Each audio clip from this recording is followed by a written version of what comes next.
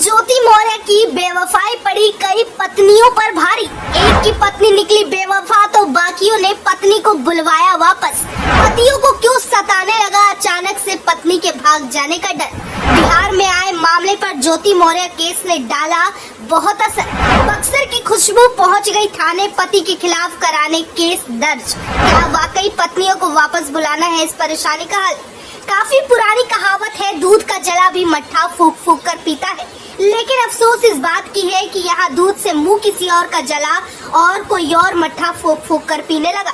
ये घटना किसी और के साथ घटी, लेकिन उसका असर समाज पर ऐसा पड़ा कि बाकी पति भी सतर्क हो गए हैं। बीते दिनों देश में हीरा ठाकुर बने आलोक मौर्य की कहानी काफी चर्चा में आई। उन्होंने अपनी दास्तान, अपने दुख, अपनी जुबानी सबको सुनाई। अब तक न्याय हाथ तो नहीं लगा, लेकिन प्रक्रिया जारी है। वहीं दूसरी तरफ ज्योति मौर्य पर एक जू तक नहीं रेंगा। इतना कुछ होने के बाद ना तो वो और ना ही उस पर कोई फर्क पड़ा है, लेकिन ज्योति मौर्य का असर बिहार की खुशबू पर जा पड़ा।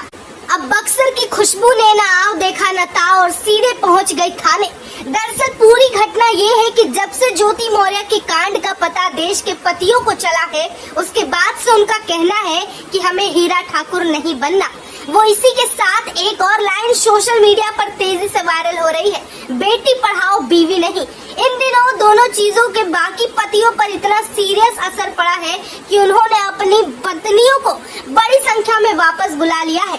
अब सोचने वाली बात है कि ज्योति मौर्य के कांड की सजा बाकी की औरतों को क्यों मिले। उन तमाम वापस बुलाई गई पत्नियों में बिहार की बक्सर के रहने वाली खुशबू भी शामिल थी।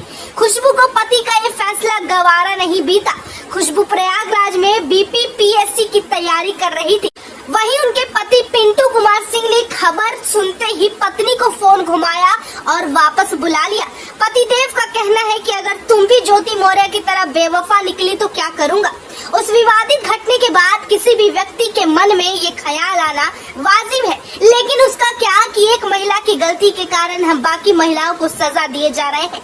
इसी पर खुशबू कहती है, मैं प्रयागराज में रहकर पढ़ाई करती थी, लेकिन मेरे पति ने मुझे पैसे देने से इनकार कर दिया। हर कोई ज्योति मौर्य नहीं हो सकता, इसीलिए मैं थाना आई हूँ। अब पिंटू सिंह कहते हैं कि एसडीएम ज्योति मौर्य से मैं काफी आहत हुआ हूँ। मैं अपनी पूरी क्षमता से पत्नी को पढ़ाने के लिए प्रयागराज भेजा था। अब मैं पत्नी को नहीं पढ़ा सकता। अगर उसे पढ़ना है तो पढ़े, मैं अब पैसे नहीं दे सकता। बता दें कि चौगाई गांव में रहने वाले पिंटू कुमार सिंह की शादी भी 2010 में हुई थी। पिंटू अपनी पत्नी खुशबू को प्रयागराज में रखकर बीपीपीएससी की तैयारी करा रहे थे। पिछले कुछ दिनों में एसडीएम ज्योति मौर्य के केस के तूल पकड़ने के बाद पति पिंटू ने अपनी पत्नी को वापस बुलाया है, लेकिन खुशबू इस फैसले से और पति के इस बात से बिल्कुल सहमत नहीं है। वो सशक्त महिला है और वो आगे पढ़ाई करना चाहती है, इसलिए वो थाने पहुंच गई और पति पर ही केस ठोक दिया। उनका कहना है कि हर कोई ज्योति मौर्य की तरह धोखेबाज और बेवफा नहीं हो सकता। कहीं न कहीं बक्सर की खुशबू का कहना भी बिल्कुल सही है।